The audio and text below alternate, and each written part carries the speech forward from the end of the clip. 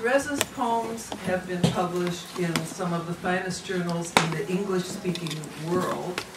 In the U.S., of course, that means Poetry Magazine, the Threepenny Review, Alaska Quarterly, Cincinnati Review, New American Writing, Plowshares, England's TLS, New Walk, Agenda, and Orbis, and Ireland's Stinging Fly, as well as anthologies such as Irresistible Sonnets and Grace Notes.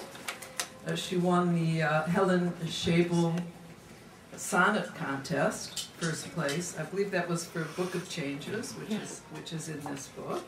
And she was twice a finalist in the Barnstone Translation Prize in 2004 and 2009 for her translations of Ronsard and Rilke, and several of each of those are also in this book, along with some translations of Heine that are very fine, and some have appeared recently in New Walk, for example, her Heine translations. As John Whitworth observed in his cover comments to the book, Terese is the master of the very short poem. Poems such as Hawk, Paradox, and Sponge attest.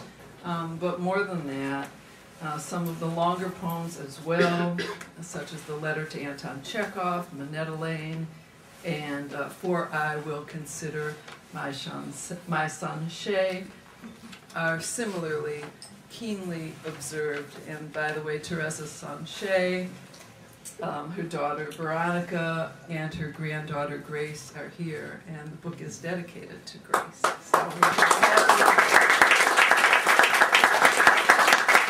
Ode to Jacques de Rubampré, and this is from Pierre de Ronsard, French. Since soon I shall be dead asleep beyond the river Styx, what use is it to wade knee deep in Homer's little tricks? Sonnets cannot rescue me from shadow or from dust, when Rhadamantus, hell's trustee, expects me spitting rust. I suppose the odes I write may gain some recognition, but praise is closer to a slight than to a cold commission. What good is it if they are read or fly up to the sky, if fire turns them cherry red or a war comes and they die?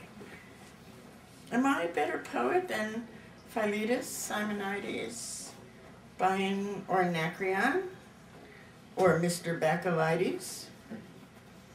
It's true, those poets wrote in Greek. Was that some kind of coup? I doubt it. All their words antique, long since turned residue.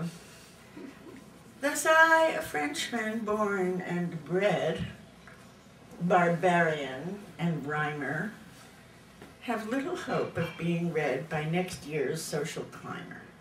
No, Jacques, I'd be well advised to dabble in some commerce.